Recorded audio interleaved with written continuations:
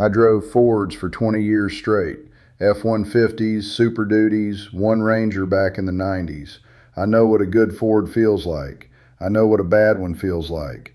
And I know the specific moment when a longtime Ford guy starts looking at a Toyota and seriously considering it. It's not a moment of disloyalty. It's a moment of mathematics. Because when you sit down and run the actual numbers, 5 years of ownership, repair costs, what the truck is worth when you're done with it, the picture looks fundamentally different than what you saw at the dealership. And once you do that math, it's hard to unsee it. I've watched it happen to customer after customer who came into my shop with a good truck that cost them more than it should have. This is the conversation that Ford dealers don't want you having, and it's the conversation Toyota dealers don't need to have, because the data does the selling for them. If you want straight information, no commercials, no sponsored takes, no brand cheerleading, hit subscribe right now. Everything on this channel comes from a diesel mechanic with 22 years under trucks from both sides of this argument. Let me start with what actually gets people looking at Toyota in the first place. It's not trend following. It's not some YouTube video they watched. It's a very specific, very painful moment. You go to trade in your F-150 after 5 years of ownership. You've maintained it reasonably well. Maybe you put 75 or 80,000 miles on it. You bought it for $52,000 and the dealer hands you a number that feels like he's handing you an insult along with it. That moment is happening more and more. And it's not random. There is a documented, consistent, measurable gap between how well Ford trucks and Toyota trucks hold their value after 5 years of ownership. That gap represents real money. It changes the math on which truck is actually cheaper to own.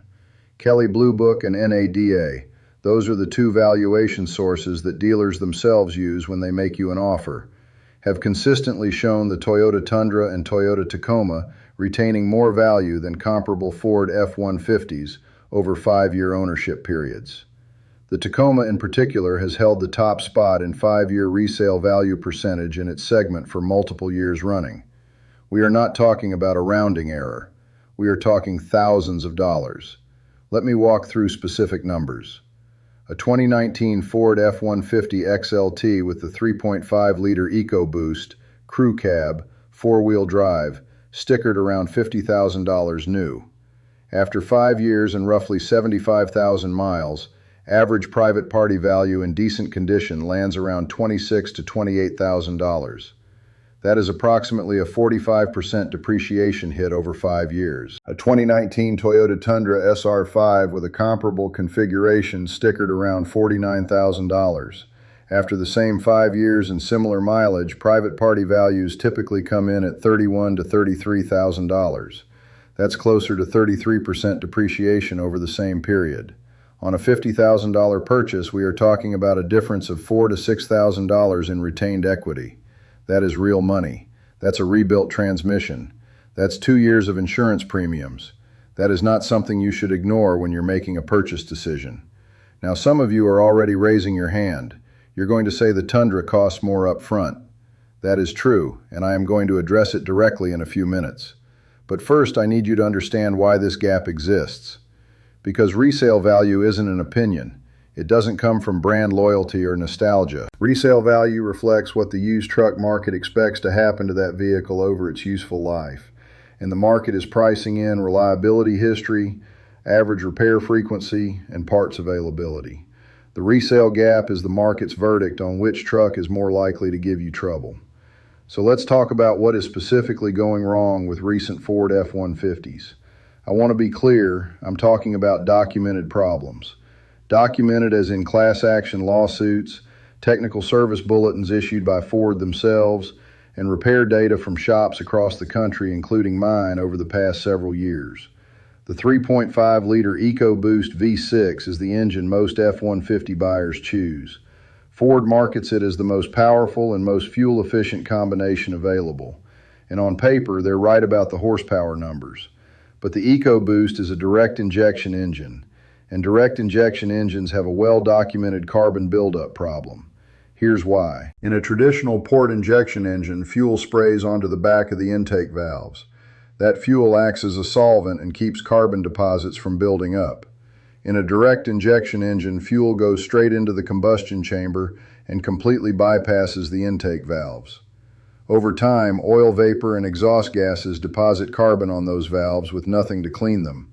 By 50 to 70,000 miles on some EcoBoost trucks, owners start noticing rough idle, reduced fuel economy, and hesitation under load. Cleaning those valves requires removing the intake manifold and using either walnut shell blasting or chemical treatment to break down the carbon. That process typically costs $400 to $800 in labor alone, depending on your region and your shop.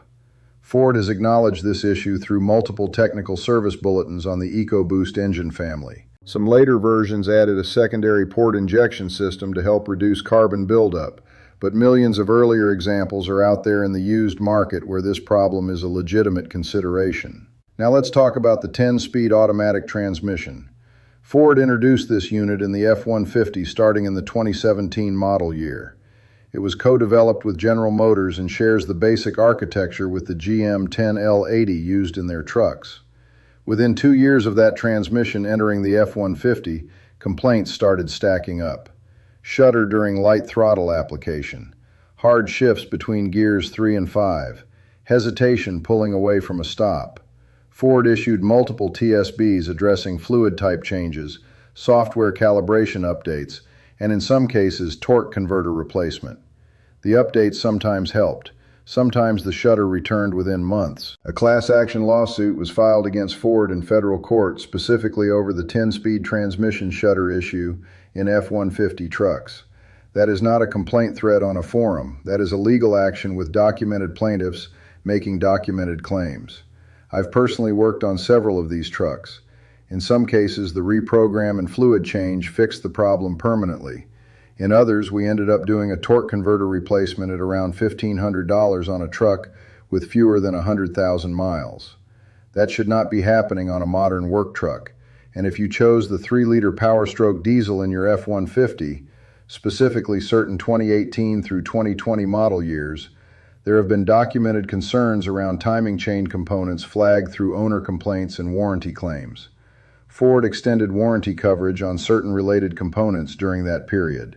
When a manufacturer quietly extends warranty on a specific mechanical component beyond the standard terms, it is a strong signal that they know there's a systematic problem baked into a significant number of units.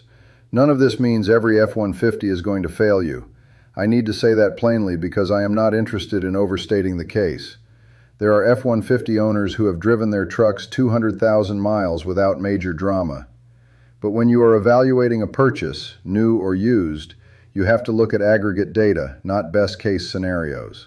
The aggregate data on Ford F-150 repair frequency and repair cost is what drives extended warranty pricing, insurance costs, and yes, resale values. The market is doing the math whether you do it or not.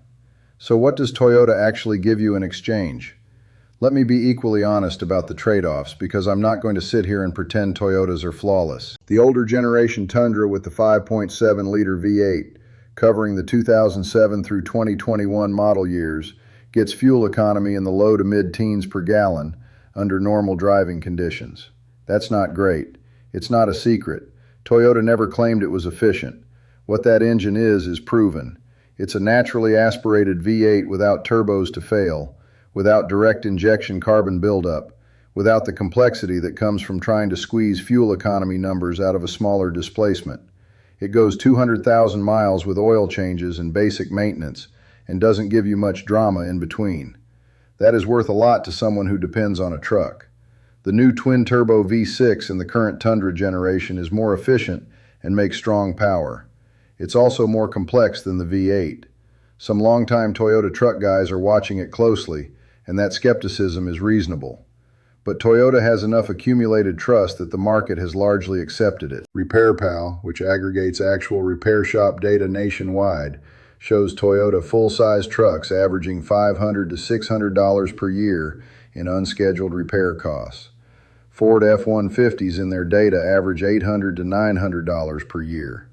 Over 5 years of ownership, that difference is $1,500 to $2,000 in additional repair spending on the Ford, and that's before you account for the trade-in gap at the end of ownership. When you stack the repair cost difference on top of the resale value difference, the Toyota's higher sticker price starts to make a completely different kind of sense. Let me walk through what 100,000 miles looks like on both trucks. Because 100,000 miles is a real threshold. That's where a lot of truck owners start making the keep or sell decision. That's where repair bills start to tell you something about the next 100,000 miles. On a 2018 F-150 with the 3.5-liter EcoBoost at 100,000 miles, here's a reasonable list of what you may be facing. Spark plugs and ignition coils. These are typically due by 100,000 and will run $350 to $600 parts and labor. Possible intake valve cleaning if you've been experiencing rough idle or reduced fuel economy. Add $400 to $800. Transmission fluid service if you've had the 10-speed. Coolant system flush. And depending on your specific truck and how it's been driven, you may be at the beginning of turbocharger seal wear or wastegate actuator issues. Turbo repairs on the EcoBoost can range from $800 on the low end to several thousand if you need a replacement unit. On a 2018 Toyota Tundra with the 5.7-liter V8 at 100,000 miles, here's a typical service list. Spark plugs, around $250 to $350. Brake fluid flush. Engine coolant service. Rear differential fluid depending on towing use.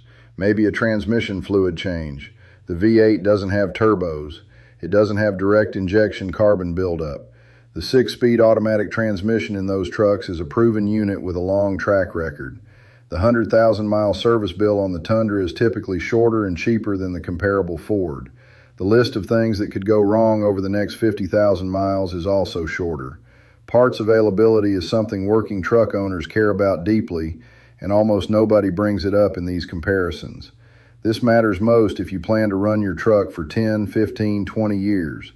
Because that's when you find out whether your brand took care of you or left you stranded waiting for dealer-only parts.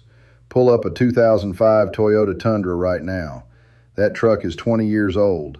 Toyota genuine OEM parts are still readily available through dealers and through quality aftermarket suppliers. The aftermarket ecosystem for those trucks is mature and well developed.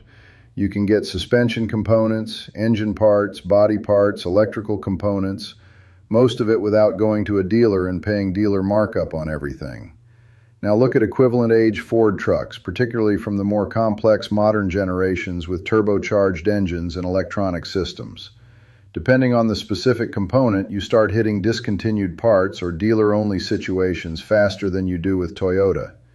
Some specialty components on the newer Ford platforms are already becoming difficult to source through independent channels. If you plan to own a truck for 15 years and do as much of your own work as possible, or work with independent shops, Toyota's long-running platform commitment is a genuine advantage that compounds over time.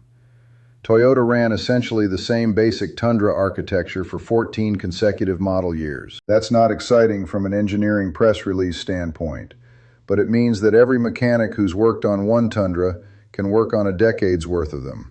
It means aftermarket manufacturers have time and sales volume to develop quality parts. It means the knowledge base is deep and the parts ecosystem is strong.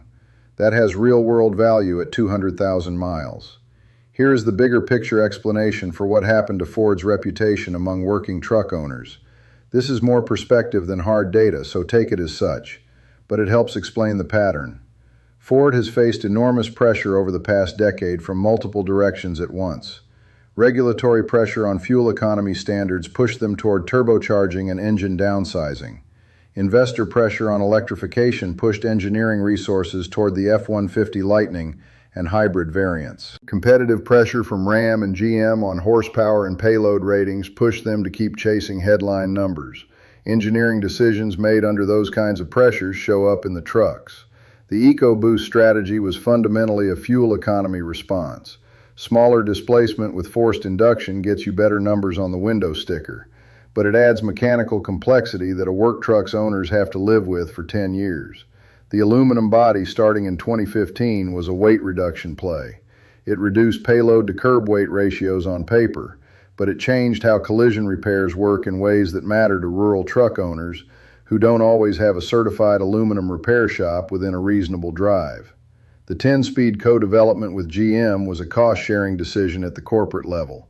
There's nothing inherently wrong with that from a business standpoint. But when you're optimizing a transmission for two different truck lines from two competing manufacturers, the fine-tuning is different than when you build something specifically for your platform and your customers. Toyota has faced pressure too. The switch from the V8 to the twin-turbo V6 in the new Tundra was driven partly by efficiency requirements and partly by the need to compete on power numbers.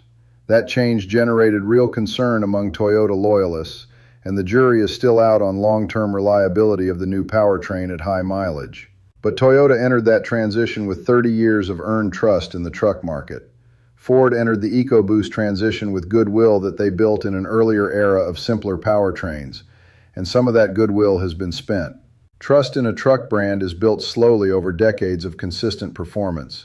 It gets damaged faster than it gets built, and enough Ford truck owners have had enough expensive surprises over the past 8 to 10 years that the trust account has taken real hits. Whether that's entirely fair to Ford as a company is a separate question. What matters for your purchase decision is the documented data on repair costs, reliability frequency, and resale values. Now let me bring this back to the practical decision. You're standing in a dealership or looking at listings and you need to make a call. If you're buying new and you plan to keep the truck for 10 or more years, use it for real work, and extract maximum value from the purchase, the Toyota case is hard to argue against based on current data. You pay more up front.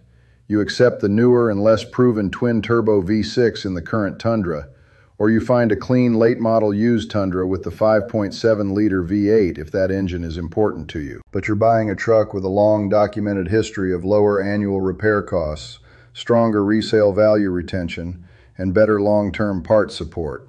If towing maximum loads is your primary use case, and you need every pound of rated capacity consistently, the Ford Powerstroke Diesel or high-output EcoBoost has a legitimate performance argument. Just be realistic about what the ownership cost looks like and what the trade-in situation will be when you're ready to move on. If you're buying used, and a lot of working truck guys buy used because it's smarter money, buy accordingly. A used Tundra with 100,000 miles and service records is a known quantity with a strong track record of what happens next. A used EcoBoost F-150 with the same mileage has more question marks, and you need to price that uncertainty into what you're willing to pay. Get it inspected. Pull the service records. Check for the transmission issues. Check for signs of the carbon buildup problems. Know what you're buying. The guys switching from Ford to Toyota after owning 2 or 3 Fords are not doing it because of brand wars on the internet. They're doing it because they ran their own math and the pattern became undeniable. They've seen the repair bills. They've stood at the trade-in counter and felt the difference in their pocket. They've talked to other truck owners who went through the same thing. That's where brand loyalty actually lives or dies, not in advertising, but in the total cost of a real ownership experience. I drove Fords for 20 years. I'm not ashamed of that. But the data I'm seeing now, in my own shop, in the trade-in comparisons, in the national repair cost averages, tells a consistent story that I'm not willing to ignore for the sake of nostalgia. Real truck ownership means making honest decisions based on honest numbers. If this kind of unsponsored straight data analysis is useful to you, subscribe now and stay with this channel. There is a lot more coming on real-world truck comparisons, cost of ownership breakdowns, and the kind of information that helps you avoid expensive mistakes before you sign anything.